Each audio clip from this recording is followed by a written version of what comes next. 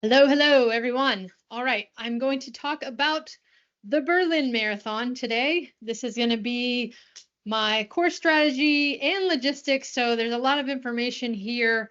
This has been updated. I did a prior version of this, and some things, actually, several things for the race have changed. So it is time for an update. I'm recording this July 2025. Let's get going. This is all about me. Feel free to read this if you want or don't. The two most important things you probably want to know is I am a coach. I have run Berlin twice before. The most recent time was just last year, 2024, and I ran that for time. And then I did it in 2019, and that year I just did it for funsies. So I had very different experiences, and some, as I mentioned, some things about the race have changed. So we are going to go into all of those things. But I have personal experience, so I will also be giving my personal little tidbits, which hopefully will help you out as we go. All right, here are the things that we are going to cover today. Pre-race, which includes a little bit of geography, the expo, and the official 5K for the race. And then race day itself, start, finish, course, pacing tips. The pacing tips, I think, is particularly helpful, even if you've run other races before. I think that is pretty useful. So anyway, I will be covering all of those things. Here is the geography just real quick for folks who have never been to Berlin or are not familiar with the race at all. You are going to start and finish basically in the Tiergarten, which is the main park in Berlin, and that is near the Brandenburg Gate. And that is where this map is focused on, and there you can see it right there. A lot of people are going to stay within, a couple of minutes walk of this Brandenburg Gate, and so they will have it really easy in terms of start and finish, but logistics are not too bad for this course, which is great. All right, moving on, the Expo. So the Expo location has changed.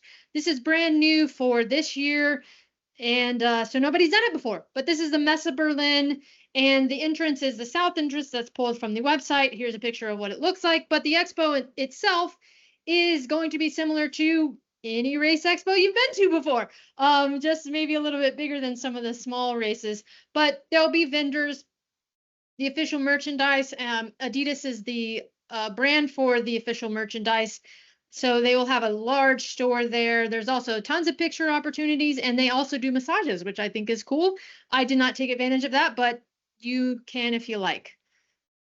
Here are the hours for the expo. As you can see, Thursday night is the first time that you can go to the expo, and that is opening at 3 p.m. And then Friday and Saturday is open basically all day. You do need to go to the expo yourself in person. It is required for everybody who is running the marathon. So make sure you have planned your travel logistics to get you there before the expo closes. And if you are traveling from a distance away, I really recommend giving yourself a little bit of buffer, because sometimes when traveling, things do occur and you don't want to be caught on the outside looking in, right? All right, so here's a map, and you can see where this is relative to the Tiergarten and the Brandenburg Gate. It's a little bit a ways away, but not too bad. Transportation in Berlin is fabulous. You can use public transit, no big deal at all. There are actually 3 different modes that will get you there.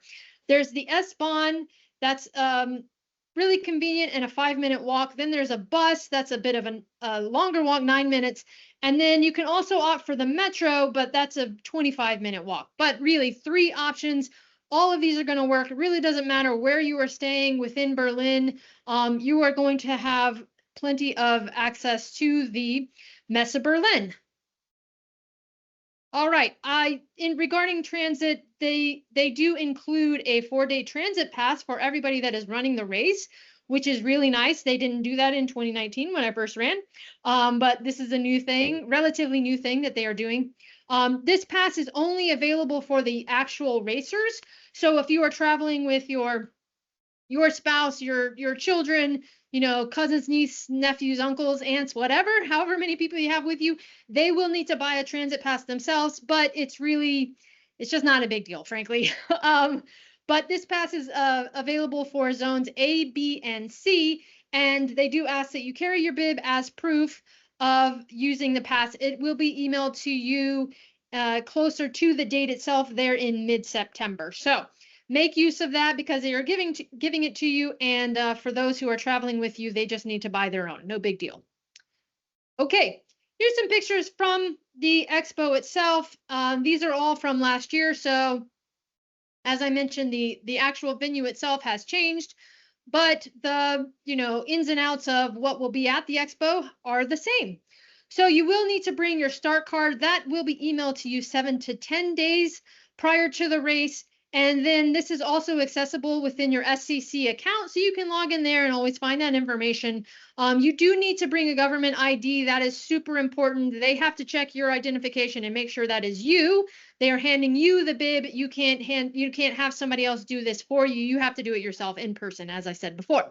All right. If you have a large bag, say you're coming directly from the airport, that's fine, no problem at all. You just need to store it in the designated storage spot for a fee. I have a picture last year. It was outside in these tents. I'm not sure exactly what the setup will be for the Messe Berlin because, as I said, totally different venue, but I would expect something similar. Regardless, very, very simple. If you're really rushing in directly from out of town, no problem to go to the expo straight away. The thing that you will get at the expo, the two most important things are your official wristband, and there's a picture of it right there. You have to wear this continuously from when you get it attached to your wrist till when you finish the race. This will be checked. Do not take it off. Make sure it is secure, and they actually like glue it on, so it shouldn't really be easily removed until you have to cut it. But other than the wristband, you'll also get your bib, and everybody knows how a bib works. I think if you've done a race, you pin it on your shirt or shorts, whatever on the front of you, and that's your number for the tracking for the chip timing. In addition to those two most important things that you will need to gain entry to the race and be tracked throughout the race, there are a couple of optional things. If you have decided to do bag check, you will get this at the expo, and they are only giving bag check the option to people who have selected that. So check that if you are not sure, and make sure if you did select that you don't leave without it. The other thing is you can pre-order items. There's shirts, there's bears, there's souvenirs, other kinds of things. If you pre-ordered those, you will pick those up at the expo as well. I say here, go as soon as possible. The reason for that is it gets more crowded as you go on. And frankly, the expo in prior years has been quite crowded, just sort of overall. So it's a bit of a stressful experience. It's a bit of a time-consuming experience. And I recommend getting that stressful, time-consuming, long, being on your feet for a while, walking around. I recommend getting that out of the way, as far away from the race day itself as possible. So if you are traveling to Berlin and you're arriving on Thursday, I would make a plan to go to the expo on Thursday evening. That's what I would do, to just have that done and then be able to relax the rest of the time. If you are somebody who is not really coming in until Friday night or Saturday, then you're stuck with the option, which is just get it done before, at the last minute as soon as you can. But really, if you can, try to get this done, because it's a bit of an endeavor, but good, but a bit of an endeavor, right? Okay, here is a map itself that I pulled from the race website, showing the layout. Again, different venues, so it's a little bit different than what anybody has previously done before. But the bib collection will be the first thing that you want to do when you go in. And as I said, you've got to do it in person yourself, so really make that the number one priority. And then from there, you can go to these other halls that appear to be separate, where the merchant and other vendors will be located and set up. But really, the expo itself, other than being crowded, has really been stellar in my opinion. Lots of vendors, lots of cool races, other races you can check out that are in Europe, and just a lot of interesting kinds of different things for me, especially because I'm American. And so they have all these products and things that like I've never seen before. So I'm like kind of excited about it. But yeah, give yourself some time for this. Expect to stand in some lines. There's usually some waiting in my experience, but overall, just a really fun kind of day. Okay, now we're going to talk about the 5K. And I used to talk about this because it used to be totally different. It was called the breakfast run and it was free and it was a totally different thing. Now it is paid. Now it is a standard distance. It's a 5K and it starts at Potsdamer Platz and finishes at the Brandenburg Gate. So it really follows the race course itself. And that is a 10 a.m. start on that Saturday. Here is the map for what that 5K looks like. As I mentioned, it really just goes on the marathon course largely. That date, September 20th, time is 10 a.m. Nice and late, so you can sleep in. The cost is $34.50, and you do get a medal, but no shirt. Here's a little bit more about it. So the time limit is 1 hour. So really, if you have friends or family who are not runners, they're definitely able to participate. If you have children, they can participate as long as they are 10 years or older. It's open to them as well. And the only maybe small complication is you have to pick up your bib for this race prior to the race. So if you're getting in late on Friday night, too late on Friday night, you would not be able to do this 5K because you wouldn't have time to go to the expo to do all of the bib stuff. There is no big bib pickup on Saturday morning before the race. So, fun for the whole family. It's like I'm just advertising it, but yeah, just make sure you have planned your travel so that you can get the bib before the race. And there's an optional photo package for $19.90. I just share all the information. This is really like a course preview. So, for those who are maybe doing the marathon the next day, kind of gives you a glimpse of what you're going to experience on race day itself. All right, now we're going to look at the schedule and what occurs on Sunday. And there is a lot to cover here, so I'm going to kind of try to speed through all of these things. Here is the schedule. It starts with hand biker elites, then wheelchairs, and then amateur hand bikers. That's from 8:50 to 8:59. At 9:15, wave 1 will go off. That's corrals A through D. At 9:45, wave 2 is going to go off. That's corrals E through F. At 10:10, it's wave 3, corrals G through J. And 9:40 is wave 4, corral K, just corral K there. This is the map. We're going to look at it in detail. As I said, the start and the finish is in the same spot, basically in the Tiergarten. So this is the location that we are looking at. This entire area is secured and fenced in, and the fences are tall, like 10 feet tall, taller than a person. But it goes all the way around the park. And this is entry to this area, entry or to this area at all is only for people who are participants. And to check that, they're going to check your wristband. So you have to have your official wristband and you have to have your bib. So those are the two things they're going to make sure of before they allow you in. There is a single entrance, one entrance. Everybody has to go in the same place. And that is basically right across from the Reichstag. So if you are staying, it doesn't matter where you're staying, basically navigate that morning, put it in your map to go to the Reichstag. And then directly across from that, you're going to see the entry and the gates where there's going to be people checking to make sure you are allowed to go in before you can go in. All right, bag drop. It's a transparent bag. You only have this option if you pre-booked it. It's marked on your bib. They're going to give you the official bag. And there are 3 spots where you can do that, have that highlighted on the map. If you didn't do the bag drop, it's totally fine. I've never done the bag drop myself.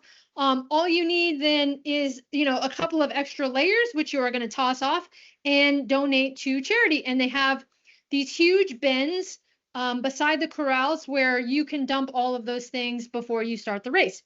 So that part is really efficient. Just make sure you pack that stuff in before you, depart for your trip.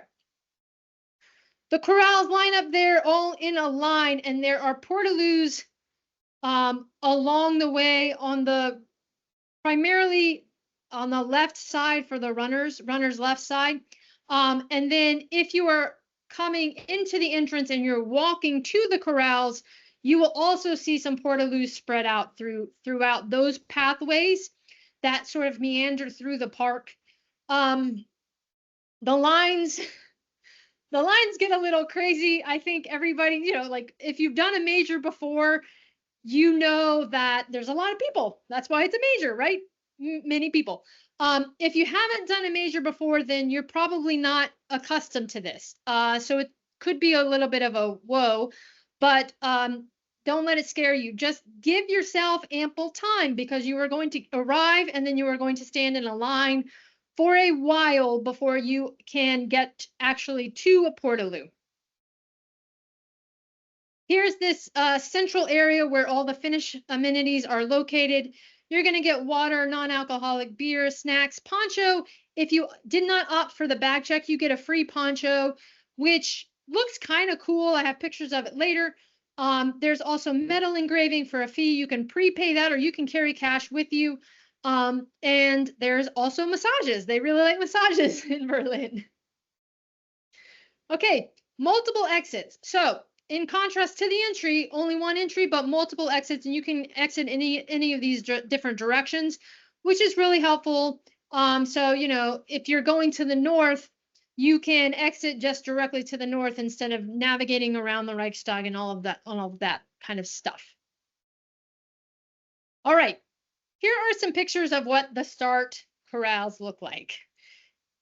This is real. These are like, see how all the little people are smashed together? This is how this is smashed together. Enjoy the company of your neighbors, strangers, all of them. No. So everybody's going to be assigned a corral in a wave, right? If you are in the front corrals, anything under 315, then it requires proof to gain entry to that. So in theory, all of those people are at least capable of running the time of the corral that they are in. Whether they're actually going to do that or not is anyone's guess. But that's the way people are lined up in the front corrals. I say here, if you're running for time, line up early. And now I'm going to tell a little story, a little anecdote, if you will. So as I said, I ran last year, 2024. I was really paranoid about being at the front of my corral. And so what I did is I arrived, I don't remember the exact time, but it was at least 90 minutes. I think it was closer to 2 hours before the gun went off. That is when I arrived into the corral. And there was me and like 3 other people in the entire corral. So like, of course, I positioned myself to the front, but there was nobody there and I just waited. And then what happened is couple of people filtered in as time went on, but really what happened is 5 minutes to the gun, all of these people that were just standing outside the corrals climbed over the little fences because they're not that tall, they're just waist-high fences. They climbed over the fences and they pushed their way into the front where I had previously been stationed for 90 minutes.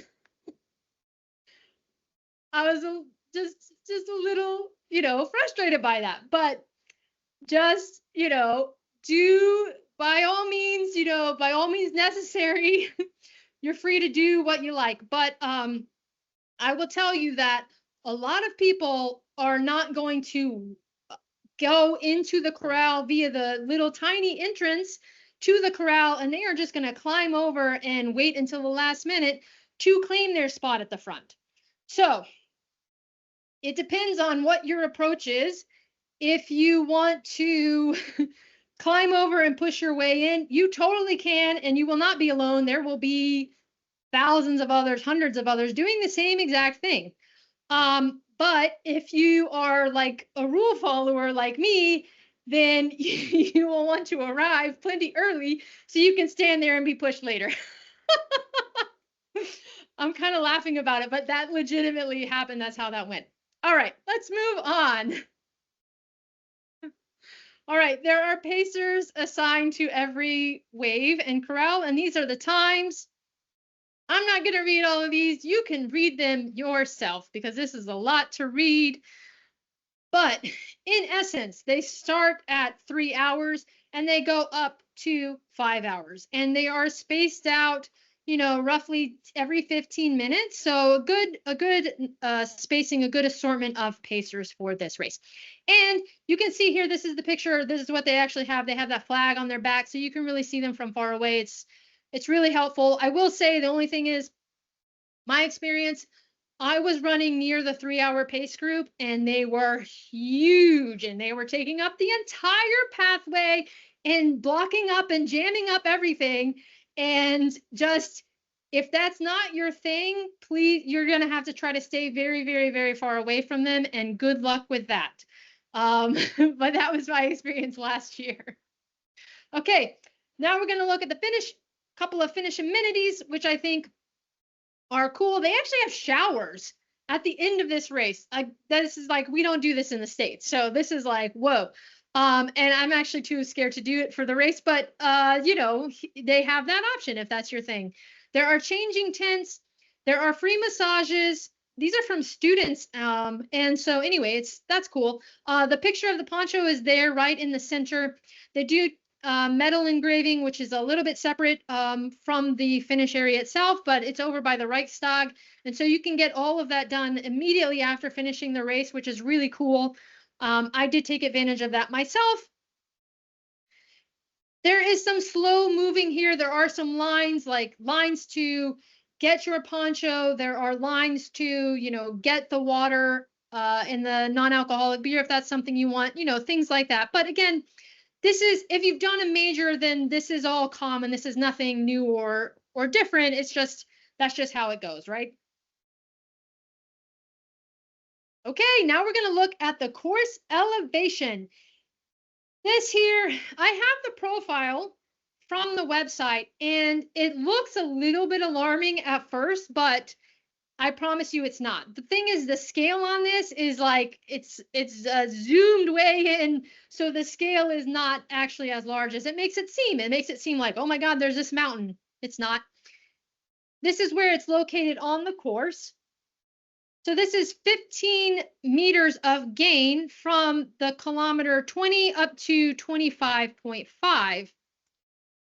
And for those who are American and have no idea what that means, I have translated that. It is 50 feet over about a 5K. So this is nothing, folks. This is no big deal. This is a little hump, a little bump. I do think it is noticeable, having run the course. It is something that you will notice only because the rest of the race is so flat. It is flat, flat, flat, flat, flat, miles and miles, kilometers and kilometers of flat. And then you have this little gain over a 5K. So it's a little bit like, whoa, what's going on? But it's really not a big deal. I have here, Berlin is the second flattest of the majors. So the total gain for Berlin is 241 feet. That's 73 meters. And then Chicago, which is very, very similar, is 243 feet, which is 74 meters. So really, like, it's nothing. This is nothing. I just throw out the numbers because I have it in my head. But Boston and New York have quadruple the gain. So this just gives you a little comparison. This is no big deal. Okay, the one thing that is a little more complicated than the climb, in my opinion, is all of the turns. I counted the number of turns in this. There are more than 40. You will spend a lot of the race just turn, turn, turn, turn. There's not many long straightaways. You spend a lot of time going from one road to another. So that does eat into your time and your momentum. So please keep that in mind. The other thing about the turns is it makes it tricky to run the tangents. For those who don't know what the tangents, I'll just explain really quickly. The tangents is the shortest distance between 2 points, right? And so if you don't run the tangents, if you don't run the shortest distance, you're running extra distance.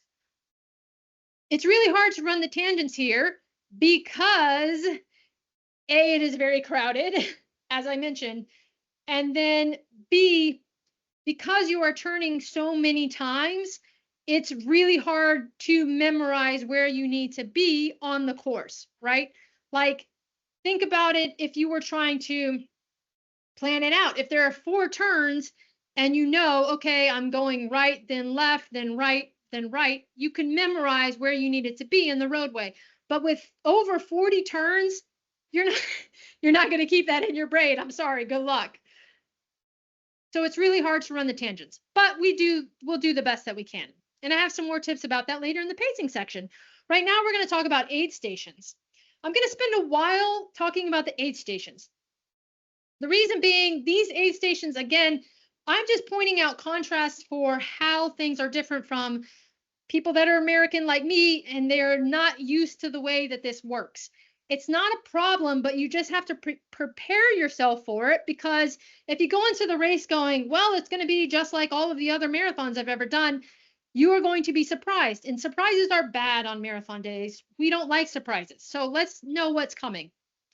All right, so there are several they call them refreshment points, but aid stations, and they are divided into 2 categories.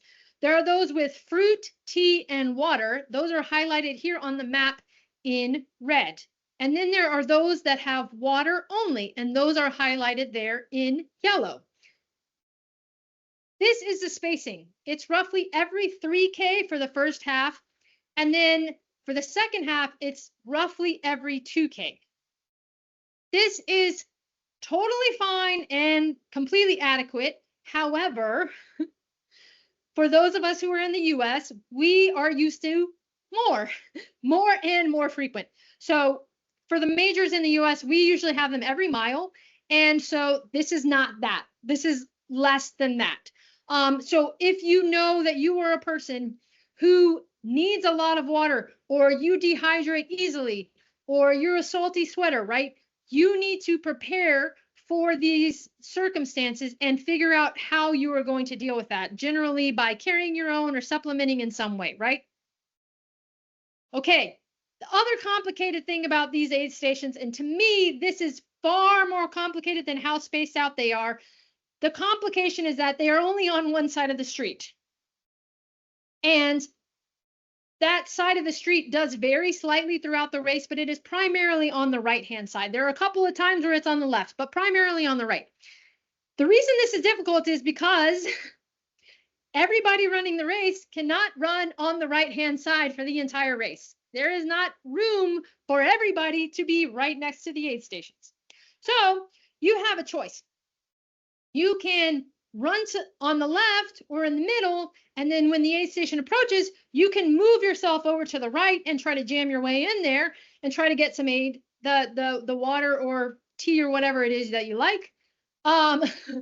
Or you can try to stay on the right side the whole time, and then at various points be jammed up against all of the people that are trying to crowd in to get to the aid station because they're on the far side.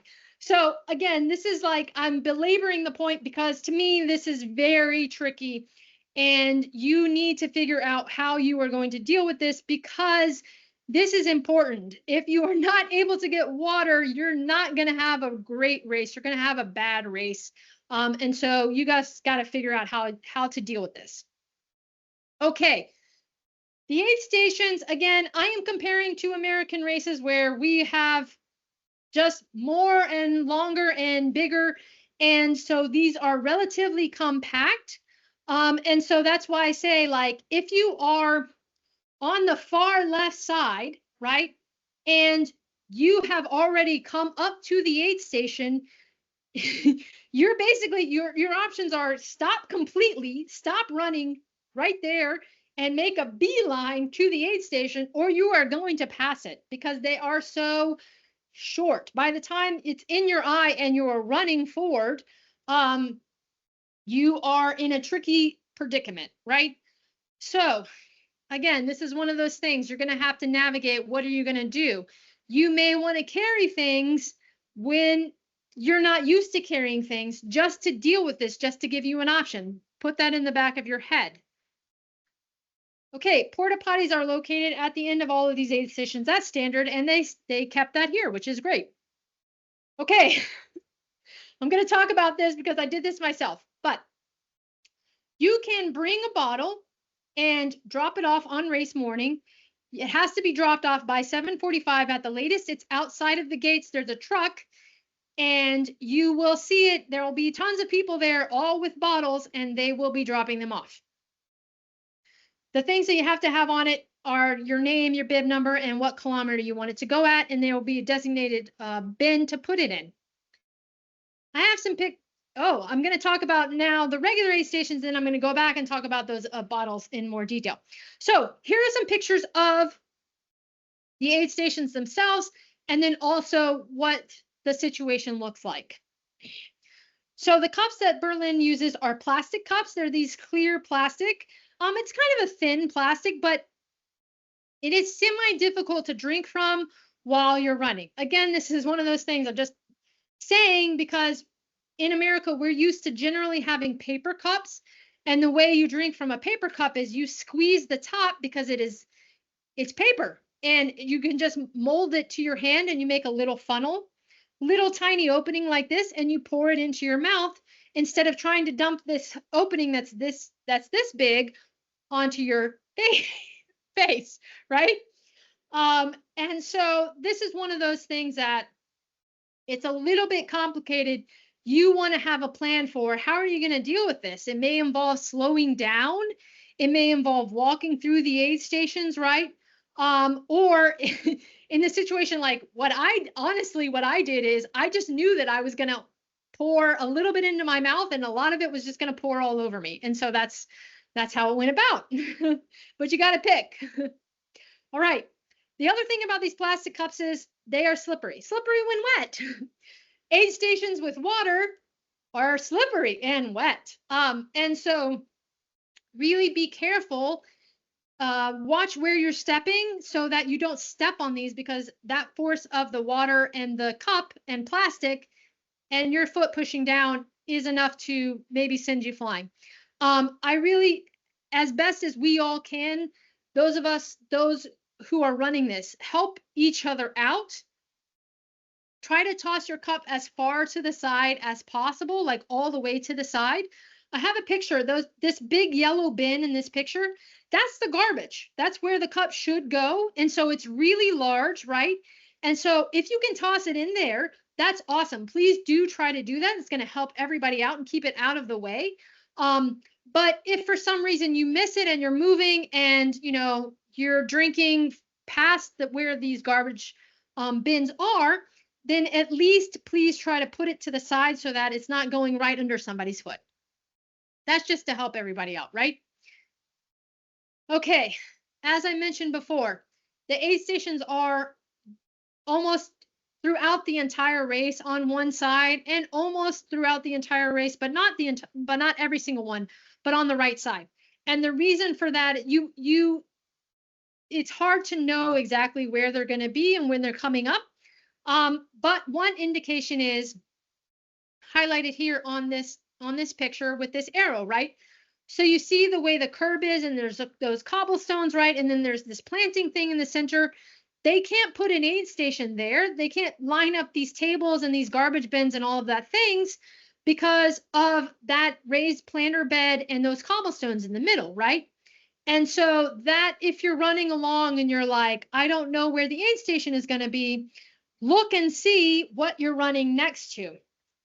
If you're running to a storefront side, that's the opposite side in this picture, right? Storefronts and sidewalks and all of that, that's where they can line all of these things up and keep it out of the roadway and clear of the runners.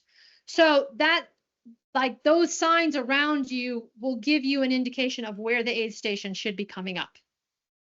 All right. I said this before, but you may want to carry a handheld. You may want to wear a belt for this. You may want to start with a bottle that you plan to toss away later, at least just to deal with some of these different issues that come up with the different aid stations and the way that the water is spaced and all of that stuff. Again, it's your race. You do what's comfortable for you and what you know you need for marathon day itself, but just make sure you have some kind of plan. Don't be surprised. All right. Now I'm going to talk about this bring your own bottle situation. As I said, I have I tried to do, I actually did do this in 2024. I have done it for other races too. And I can tell you, I'm going to tell you the contrast between how it's done in Berlin and how it's done in other places where it's just frankly a little more effective and a little bit more efficient. So here's two pictures. In this center picture, those are my exact bottles that I had for Berlin in 2024. And you can see I did, the bright fluorescent tape. I had the straws sticking way up above the bottles, right? And I had the pipe cleaner handles. The handles and the straw and the fluorescent tape are so that you can see it and it's distinguishable and you can grab it whilst you're running, right? The idea is not to slow down really very much. The idea is to continue running full speed, grab the bottle and continue on, right?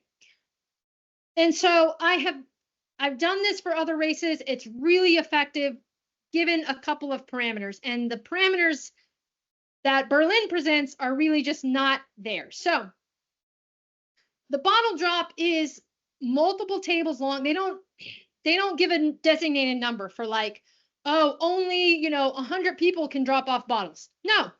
If 50,000 people want to drop off bottles, they're going to take 50,000 bottles, right? There's no rhyme or reason or like numbers or system or organization for this. So when I did it last year, I don't know the total number of bottles, but these tables were full of hundreds and thousands of bottles. And this picture, it looks like, oh, okay, you can kind of pick things out. Imagine that picture, but the number of bottles is times 5, right? How are you going to see where your bottle is, right?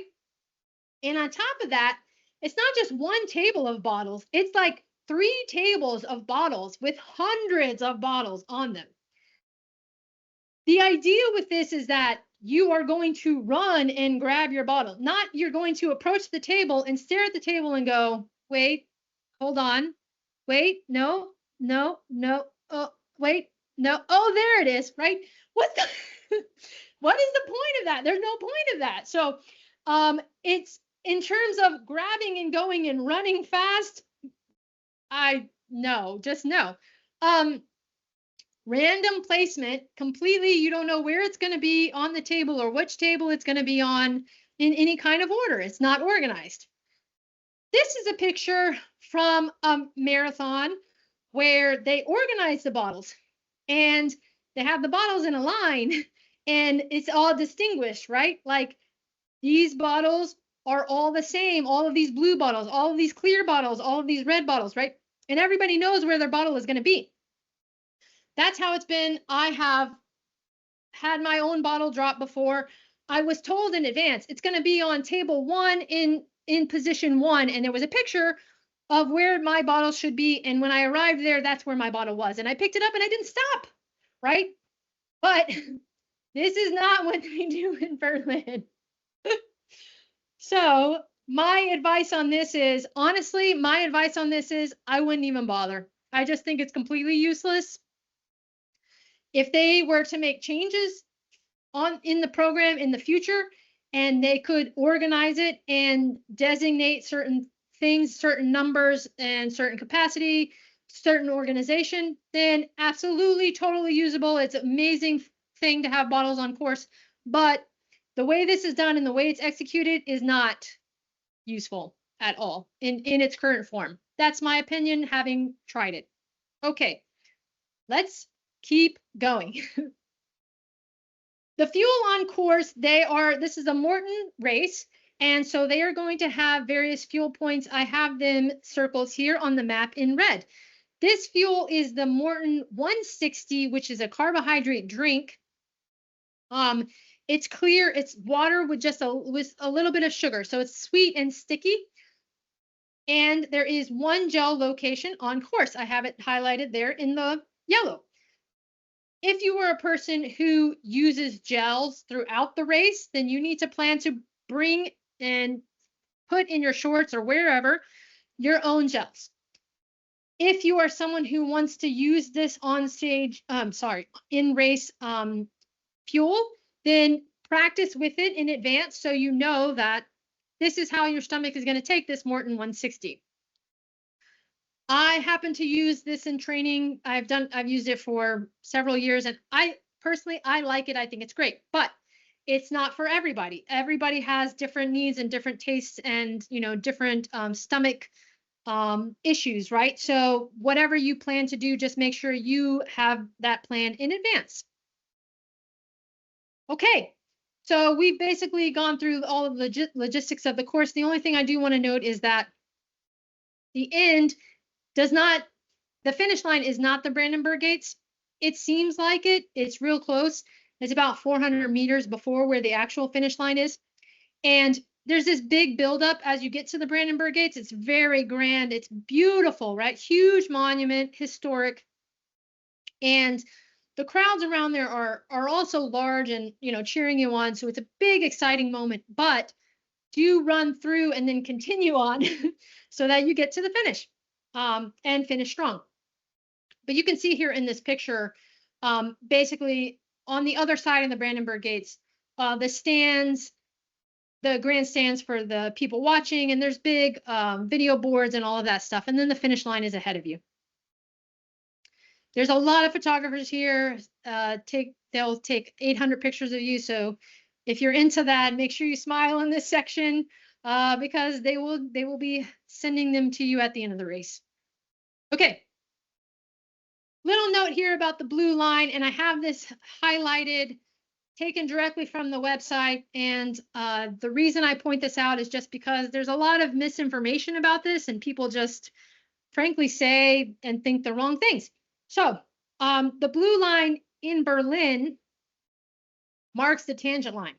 It marks the shortest distance.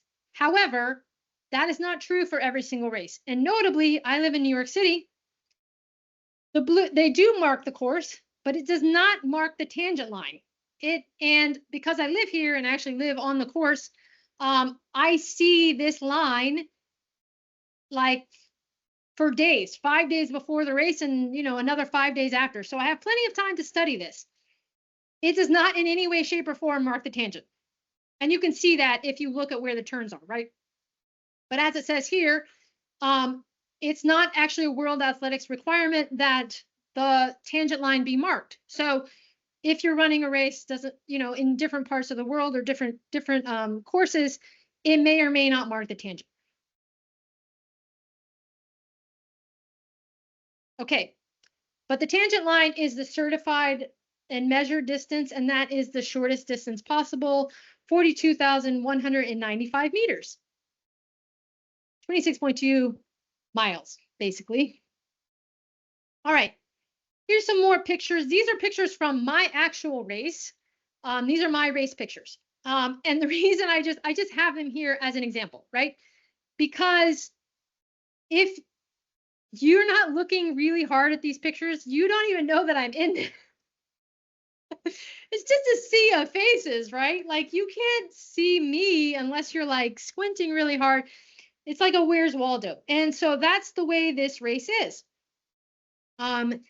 So, again, if you can run the tangent line and you are on the blue line, that's totally cool. But if you happen to be a little off and there's 5 other people in between you and the tangent line and there's a turn coming up, you got to do what you got to like self-preservation, right? Like, the idea is to continue running in a forward motion. So I would worry more about going forward than trying to be on the tangent line for the entire race because there's just like practicality of it, right?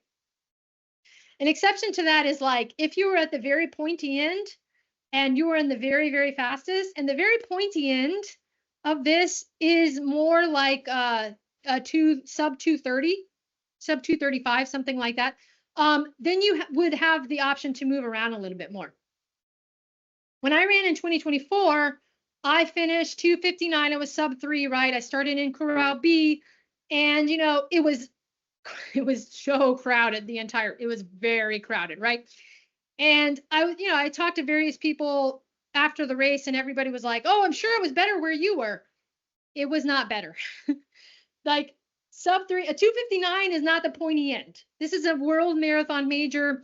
thousands of people, really good runners, are running this race. The pointy end is like a 2:30 or under, right? That's not the B corral in 2:59.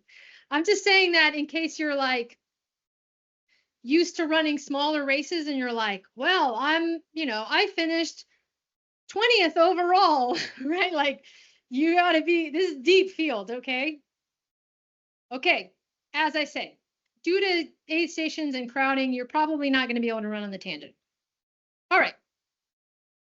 The other thing to know, again, this is really just for Americans because we're the only ones that use miles, and I don't know why, don't ask me, but there are no mile markers on the course. None. Not a single mile marker on the course. Do not look for one. You will not find one. Everything is marked in kilometers. That's what they use in Berlin. You're going to Germany to run. That's what they use. And so you need a plan for that. I'm going to tell you what my advice is.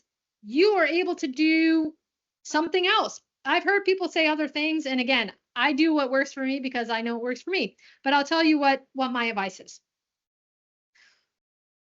Make sure you have a plan for this situation. Don't go in and go, oh, whoa, I was expecting to see mile markers, because you won't. All right.